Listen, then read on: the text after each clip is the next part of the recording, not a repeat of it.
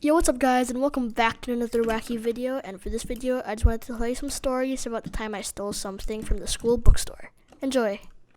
So it all started when I was going down from school one day, and then my friend, I'm gonna call him Jonathan for now, we were walking down the hallway, and then he said, "Yo dude, you wanna know how savage I am?" So then what happened was he went to the bookstore and then he stole an eraser. And then he was like, "Bro, I bet you can't do that." And at the time I was like around 4th grade. And when I was 4th grade, oh my god, these guys are so annoying. So when I was 4th grade, I was around I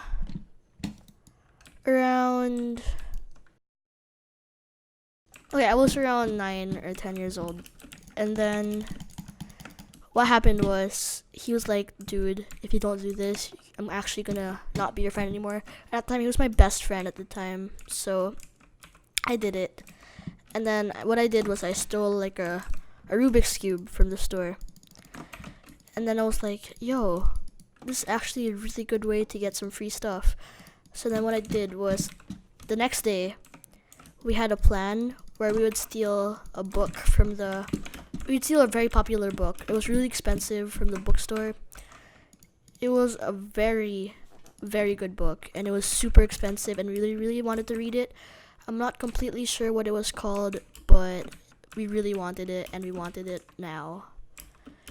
So we decided to like make a plan where we hid it under a shirt, and then we just sneaked past the guards, and then we hid behind the shelf where the book was. It was on display.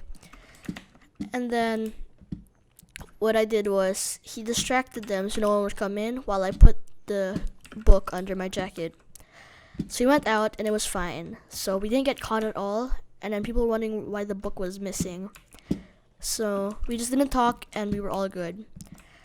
But then this time I was super stupid. And then I wanted to get a pen because my pen just ran out of ink at the time. I keep saying at the time, so anyways, I ran out of ink and then I needed a pen. So I went to the bookstore and I got 3 very good gel pens. I think it was Bic. It was Bic gel pens. And then I decided, so it was on the shelf beside the counter. That was my biggest mistake. It was beside the counter. So I went beside the counter and I was like, "Yo, how much is this?" And then she was like, I'm not sure, let me ask." So when she went away, I quickly put 3 of the pens under my jacket. Yes, I actually got 3 pens. So I put 3 of the pens under my jacket. And then what I didn't notice was there was a security camera right behind me. So then apparently,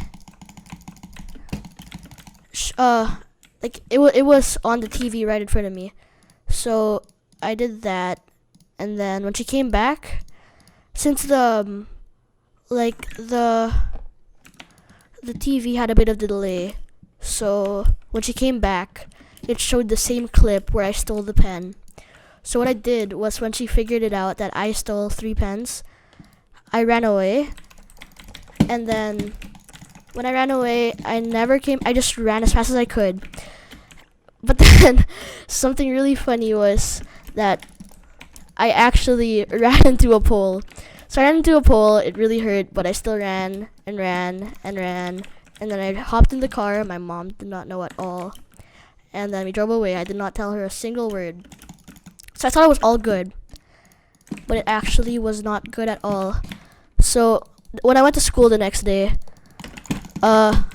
during English class, I was required. I'm stupid. Oh my god. Anyways, I was required to go down to the principal's office, and I was like, "Oh boy, oh boy." So then when I went down, I saw my boy Jonathan there, and he was crying. So then he was like, "Did you steal these 3 pens?" And I was like, "Yes, I'm sorry, I won't do it again." And then I thought I would get away and like just have to pay a small fee. but I ended up having to pay 4 times the original price. So let's say the original price was around around $2 each. I ended up having to pay $8.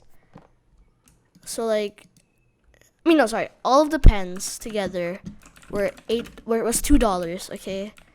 But then at the end, I needed to pay $8 for all of them. So that happened, and at the same time, I needed to explain myself, like what happened, and then I said everything, and I tried my best to put all of the blame to Jonathan, but it did not work at all.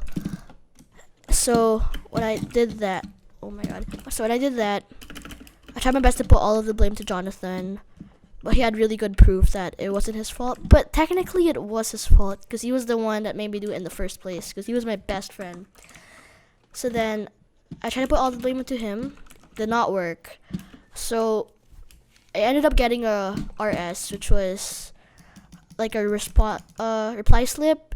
It was, oh my god, it was my first RS in a really it was like my first RS in the 5 years I was in that school. And then we have this thing called the deportment award. I did not have that deportment award. I lost my streak. And then I went back. So when I went out of the principal's office, my brother was there, and he was there, and I came out crying because I got caught, and I also lost my streak. So I was just thinking about how my mother would react. I went back home. My mom did not know yet. So, you know, as a good person as I am, I told her what happened. She wasn't mad, but she was just super disappointed in me. And I felt really bad. And then, you know, I actually did not get grounded, which I was really surprised. I thought I'd get grounded, like, big time. But, you know, she just told me to go to confession and I'll be all good. So I went to confession. And then I went to confession. And then I saw... Oh, yeah. And then I saw Jonathan there.